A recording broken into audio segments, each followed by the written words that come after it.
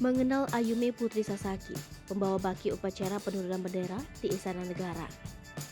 Nama Ayumi Putri Sasaki menjadi perhatian setelah dirinya membawa baki upacara penurunan bendera merah putih di Istana Negara pada Rabu 17 Agustus 2022 sore.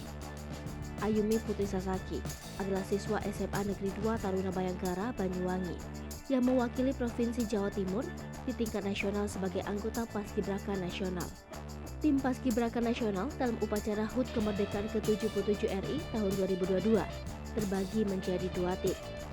Tim pertama adalah tim Pancasila Tangguh dan kedua adalah tim Pancasila Sakti. Tim Pancasila Tangguh merupakan tim yang bertugas menaikkan bendera merah putih saat pagi hari. Sementara untuk tim Pancasila Sakti adalah tim yang bertugas menurunkan bendera merah putih pada saat sore hari. Ayumi Putri Sasaki lahir pada 3 Agustus 2005 di Banyuwangi.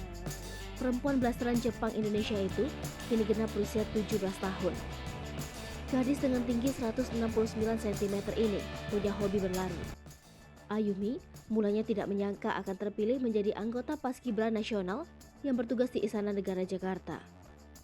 Sebab Ayumi hanya menargetkan dirinya sampai di level provinsi saja. Namun berkat kemampuan serta doa orang tua, dia mampu menjadi anggota Paskibraka Nasional yang membawa baki bendera merah putih.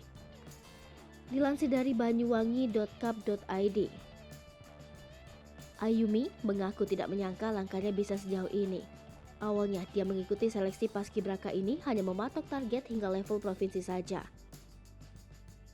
Meski tidak pernah bertugas sebagai Paskibraka ini, gadis ini mengaku tertantang saat mendapat info tentang seleksi Paskibraka. Dia mengatakan seleksi Paskibraka yang diikuti ini sangatlah ketat. Tidak hanya tes akademik, namun ketahanan tubuh juga menjadi penilaian utama untuk bisa lolos menjadi Paskibraka ini.